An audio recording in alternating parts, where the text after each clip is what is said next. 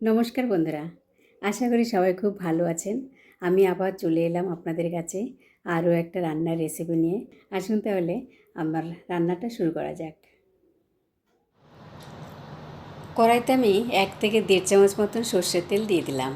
এবার আমি কলার ডালের বড়ি নিয়েছি, সেই বড়িটাকে ভেজে নেব। আপনারা চাইলে আপনারা অন্য বড়িও ব্যবহার করতে পারেন। হালকা লাল রং হয়ে আসলে আমি বড়িটাকে তুলে নেব। আর ওই তেলের মধ্যেই আমি আর 1 চামচ মতন তেল দিয়ে দেব। তারপর দিয়ে দেব 4-5টা গোটা শুকনো লঙ্কা, আর দিয়ে দেব আদা থেতো করে রেখেছিলাম সেই আদা বাটাটা। আদাটাকে আমি মিনিটখানেক মতন একটু ভেজে নেব। তারপর দিয়ে দেব 1/2 চামচ পাঁচফোড়ন। পাঁচফোড়ন থেকে যখন একটা সুন্দর গন্ধ বেরোবে তখন আমি দিয়ে দেব আলুটাকে দিয়ে আমি প্রথমে মিনিটখানেক মতন ভেজে নেব। এখানে আমি অনেক রকমেরই সবজি নিয়েছি, তার মধ্যে যে সবজিগুলো একটু শক্ত টাইপের সেই সবজিগুলোকে প্রথমে দিয়ে দিলাম, যেমন মিষ্টি আলু, পটল, বরবটি, কাঁঠালের বিচি, এইগুলো দিয়ে আমি একটু মিশিয়ে নিলাম। এবার আমি এর মধ্যে স্বাদ মতো নুন আর 1 চামচ হলুদ গুঁড়ো দিয়ে দেব।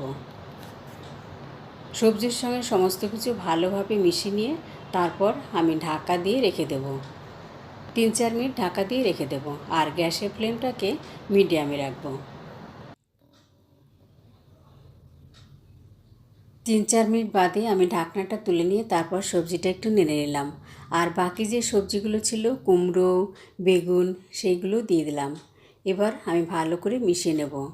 বন্ধুরা, যারা আমার চ্যানেলটা সাবস্ক্রাইব করেছেন তাদেরকে অসংখ্য ধন্যবাদ। আর যারা এখন আমার চ্যানেলটা সাবস্ক্রাইব করেনি, অনুরোধ করছি সাবস্ক্রাইব করে নিয়ে আমার চ্যানেলের নতুন বন্ধু হয়ে যান। আর বেল আইকনটা অন করে রাখবেন, যাতে নতুন নতুন রান্নার রেসিপি খুব সহজেই আপনার কাছে পৌঁছে যায়। আমি যে বড়িটা ভেজে রেখেছিলাম সেই বড়িটা দিয়েও মিশিয়ে নিলাম। এবার দিয়ে দেবো 1 চামচ জিরের গুঁড়ো আর 1 চামচ ধনের গুঁড়ো। এই মশলাগুলো আমি খুব সুন্দর সবজির সঙ্গে মিশিয়ে নেব। আমি রান্নাটা একটু ঢাকা দিয়ে দিয়েই করব। এবার আমি 1 বাটি মতন জল দিয়ে দিলাম। জলটা দিয়ে আমি আবার সবজিটাকে ঢাকা দিয়ে দেব।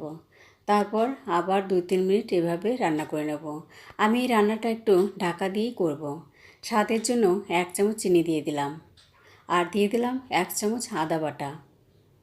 এই আদা বাটাটা এখন দেওয়ার জন্য একটু ফ্লেভারটা থাকবে, ওই জন্য আমি এখন একটু আদা বাটা দিয়ে দিলাম। এটা অপশনাল, আপনারা যদি চান দিতেও পারেন, নাও দিতে পারেন। এবার আমি এর মধ্যে 2 চামচ মতন ঘি দেব, আর ঘিটা দিয়ে আমি গ্যাসের ফ্লেমটাকে বন্ধ করে দেব। তারপর 2 মিনিট ঢাকা দিয়ে রেখে দেব, কারণ ঘি রোজ 1 চামচ ঘি খাওয়া কিন্তু ভীষণ উপকার।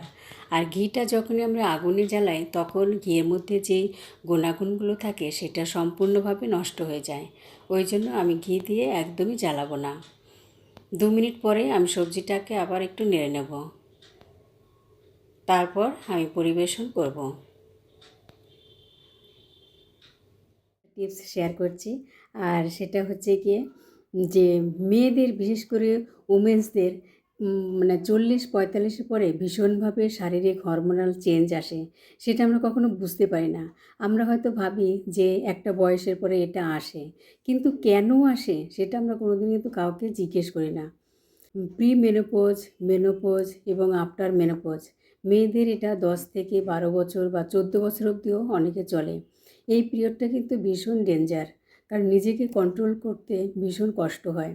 মানে যে কোনো সিমটম যখন তখন চলে আসে। হঠাৎ করে গরম লাগা, উল্টোপাল্টা খাবার দাবার, হঠাৎ করে রেগে যাওয়া, মানে ভালো না লাগা, অস্বস্তি লাগা, বিভিন্ন রকমের সিমটম এক একজনের এক এক রকম শরীরে আসে। কিন্তু এটাকেও যে ম্যানেজ করা যায়, এটা আমি এই সিস্টেমে না আসলে আমি জানতে পারতাম না। তার জন্য এই সিস্টেমকে আমার অসংখ্য ধন্যবাদ।